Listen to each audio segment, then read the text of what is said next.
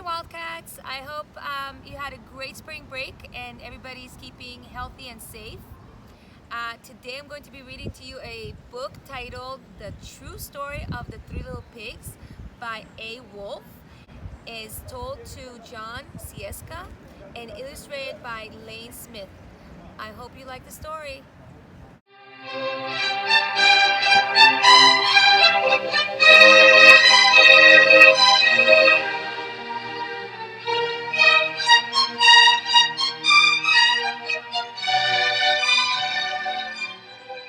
True Story of the Three Little Pigs by A. Wolf is told to John Sieska and illustrated by Lane Smith. Everybody knows the story of the Three Little Pigs, or at least they think they do. But I'll let you in on a little secret. Nobody knows the real story because nobody has ever heard my side of the story. I'm the wolf, Alexander T. Wolf. You can call me Al. I don't know how this whole big bad wolf thing got started, but it's all wrong. Maybe it's because of our diet. Hey, it's not my fault wolves eat cute little animals like bunnies and sheep and pigs. That's just the way we are. If cheeseburgers were cute, folks would probably think you were big and bad too. But like I was saying, the whole big bad wolf thing is all wrong. The real story is about a sneeze and a cup of sugar. This is the real story. Way back in Once Upon a Time, I was making a birthday cake for my dear old granny. I had a terrible sneezing cold. I ran out of sugar.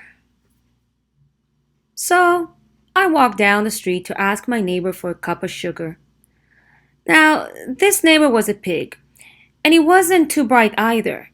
He had built his whole house out of straw. Can you believe it? I mean, who in his right mind would build a house of straw? So, of course, the minute I knocked on the door, it fell right in. I didn't want to just walk into someone else's house, so I called, Little pig, are you in?" No answer. I was just about to go home without the cup of sugar for my dear old granny's birthday cake. That's when my nose started to itch. I felt a sneeze coming on. Well, I huffed and I snuffed and I sneezed a great sneeze. And you know what? That whole darn straw house fell down. And right in the middle of the pile of straw was the first little pig, dead as a doornail. He had been home the whole time. It seemed like a shame to leave a perfectly good ham dinner lying there in the straw. So I ate it up. Think of it as a big cheeseburger just lying there. I was feeling a little better, but I still didn't have my cup of sugar, so I went to the next neighbor's house. This neighbor was the first little pig's brother. He was a little smarter, but not much. He had built his house of sticks. I rang the bell on the stick house. Nobody answered. I called, Mr. Pig, are you in?" He yelled back, "Go away, wolf. You can't come in. I'm shaving the hairs on my chin. I had just grabbed the doorknob when I felt another sneeze coming on. I huffed and I snuffed and I tried to cover my mouth, but I sneezed a great sneeze. And you're not going to believe it, but this guy's house fell down just like his brother's. When the dust cleared, there was the second little pig, dead as a doornail. Wolf's honor. Now you know food will spoil if you just leave it out in the open. So I did the only thing there was to do. I had dinner again. Think of it as a second helping. I was getting awfully full, but my cold was feeling a little better, and I still didn't have that cup of sugar for my dear old granny's birthday cake. So I went to the next house. This guy was the first and second little pig's brother. He must have been the brains of the family. He had built his house of bricks. I knocked on the brick house. No answer.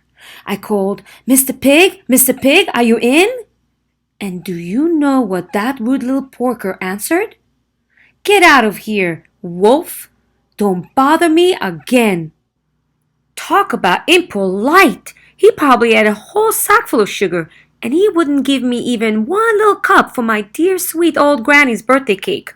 What a pig! I was just about to go home and maybe make a nice birthday card instead of a cake when I felt my cold coming on. I huffed and I snuffed and I sneezed once again. Then the third little pig yelled, "And your old granny can sit on a pin!"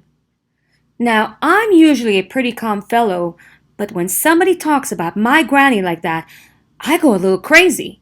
When the cops drove up, of course I was trying to break down this pig's door, and the whole time I was huffing and puffing and sneezing and making a real scene. The rest, as they say, is history. The news reporters found out about the two pigs I had for dinner. They figured a sick guy going to borrow a cup of sugar didn't sound very exciting, so they jazzed up the story with all of that huff and puff and blow your house down, and they made me the big bad wolf. That's it. The real story. I was framed. But maybe you could loan me a cup of sugar.